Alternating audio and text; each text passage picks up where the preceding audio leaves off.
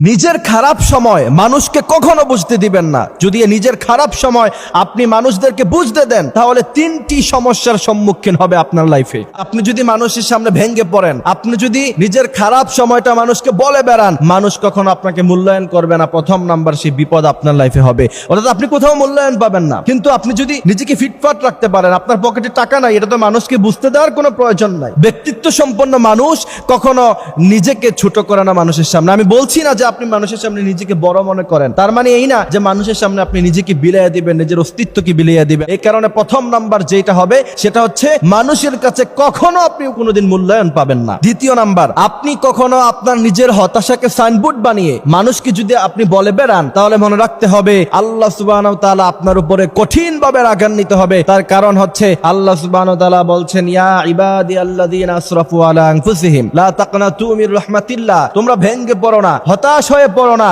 আর ভেঙে পড়লে, হতাশ হলে পৃথিবীর কোনো মানুষের কাছে সেগুলি বলতে যেও না, সেগুলি বলবা তোমরা একজনের কাছে, তিনি হচ্ছেন রব্বুল আলামিন। তৃতীয় নাম্বার হচ্ছে, আপনার দুর্বলতার কথা শুনে মানুষ সুযোগে সদ্ব্যবহার, একটা কথা আছে, সেই সুযোগে সদ্ব্যবহার করা ট্রাই করবে আপনার সাথে। কারণ বুঝবে যে আপনার তো টাকা পয়সা নাই, সম্পদ নাই, আপনার অস্তিত্ব তো আসলে ভেঙে গেছে। তো এই সুযোগে মানুষ সর্বোচ্চ ভাবে সে তার সুযোগে সদ্ব্যবহার যেটা, সেটা কাজে লাগানোর ট্রাই করবে, অর্থাৎ আপনাকে বিপদে ফেলার ট্রাই করবে। কারণ সে জানে যার নিজেরই অস্তিত্ব নাই, সে কি করে আমাকে ভাঙবে বা অথবা কি করে আমাকে কোনো বিষয়ে ধরপাকড়াও করবে।